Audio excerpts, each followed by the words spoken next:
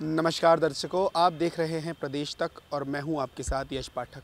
हम इस वक्त मौजूद हैं रविंद्र भवन के अप्सरा होटल में, जहां पर जो हुजूर के विधायक हैं रामेश्वर शर्मा, वो 14 अगस्त के दिन एक तिरंगा यात्रा निकालने वाले। तो आइए जानते हैं वो क्या कहते हैं।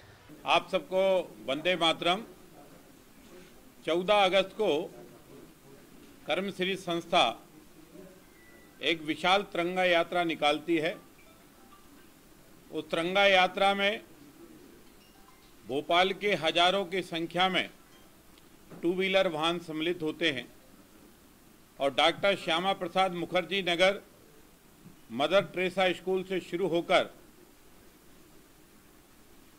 बीमा कुंज, सरधरमपुल, चूना भट्टी, कुलार तिराया, मैनेट तिराया, माता मंदिर, रोशनपुरा, पॉलिटेक्निक, कमला पार्क और राजा भोज वीआईपी रोड होते हुए लाल घाटी और वहाँ से संत हृदयराम नगर, दीनदयाल उपाध्याय गल्ला मंडी में जाकर समाप्त होती है।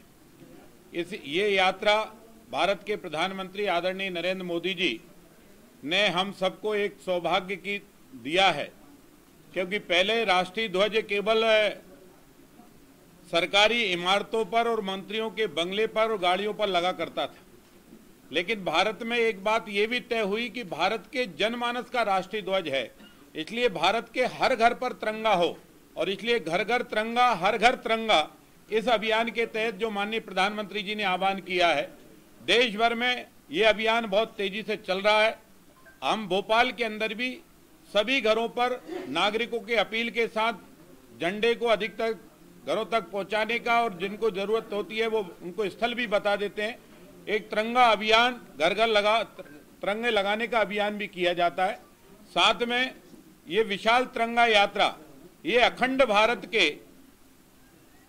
स्मृति में भी है, क्योंकि 14 अगस्त को जो विभाजन हुआ है, 14 अगस्त को जो विभीषिका हुई है, लाखों लोग जिसमें शहीद हुए हैं, अनगिनत देशभक्त जिनने अपना सर्वस्व निछावर कर दिया हिंदुस्तान की आजादी के लिए, उनकी स्मृति में भी है। हम 14 अगस्त के विभाजन को हमने स्वीकार नहीं किया, भारत के लोगों ने स्वीकार नहीं किया। कुछ राजनीतिक मजबूरियों के कारण जिन्ना ने या वर्तमान भारत की राजनीति करता नेहरू जी ने इन्हें स्वीकार किया होगा, लेकिन तब भी देशभक्त ये कहते थे कि हमने सपना अखंड भारत की आजादी का सपना सजोया है। अगर हम कहते हैं कि आजाद भारत के लिए, आजादी कराने के लिए शहीद भगत सिंह कुर्बान हुए, शहीद हेमू कालानी कुर्बान हुए, तो शहीद भगत सिंह का जन्म स्थल वो आज पाकिस्तान में है, शहीद हेमू कालानी जी का जन्म स्थान जो वो आज पाकिस्तान में है। और हम वैसे भी राष्ट्रगान गाते हैं, पंजाब सिंध, सिंध भी आज हम पर नहीं है, बंग, द्रावल, उत्कल, बंगाल भी हमारे पास नहीं है। पूर्वजों द्वारा लिखा हुआ राष्ट्रगान गाते हैं और पूर्वजों द्वारा दी गई शहादत को बार बार स्मरण करते हैं। एक दिन ये संकल्प अवश्य पूरा होगा, भारत अखंड होकर रहेगा, और जिस भूमि पर भगत सिंह का जन्म हुआ है उस लाहौर की धरती पर भी तिरंगा फहराया जाएगा। ये सपना हमारा था, है और रहेगा। अखंड भारत की स्मृति में हम ये आयोजन को करते हैं, और इस आयोजन की इस बार और खास बात ये भी है, पिछली बार भी हमारे भारत सरकार के मंत्री इस आयोजन के शुभारंभ में आए थे। इस बार तिरंगा यात्रा में मध्य प्रदेश के लोकप्रिय मुख्यमंत्री डॉक्टर मोहन यादव जी इस यात्रा में सम्मिलित होंगे, और हमने सबसे अपील की है, लगभग 500 से अधिक स्वागत मंच बनेंगे।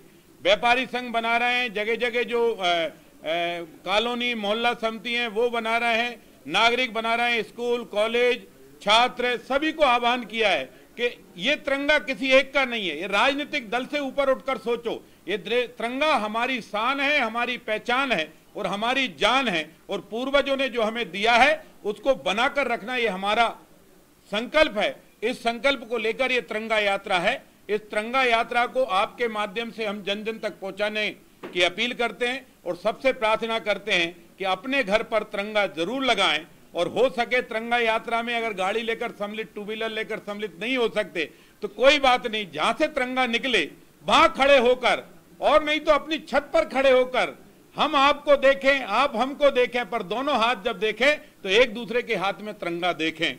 हर हाथ में तिरंगा हो, ये भारत के नागरिकों को करना है। हम सबके अपने पर्वों से बड़ा पर्व है राष्ट्रीय पर्व, और वो है हमारे आजादी का पर्व 15 अगस्त स्वतंत्रता दिवस।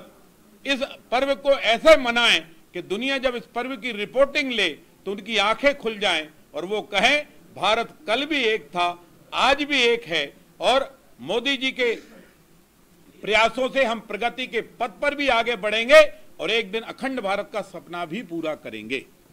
तो जैसा कि आपने सुना, ये थे हुजूर विधानसभा क्षेत्र के विधायक रामेश्वर शर्मा, जिन्होंने हमें पूरी जानकारी दी जो 14 अगस्त को तिरंगा यात्रा निकलने वाली है उसकी। साथ ही उन्होंने ये बताया कि जो यात्रा निकलेगी वो सारी सुरक्षित रूप से निकलेगी, उसको जो भी सुरक्षा के पालन होंगे वो सब वो करेंगे। कैमरामैन ललित के साथ मैं यश पाठक, प्रदेश तक।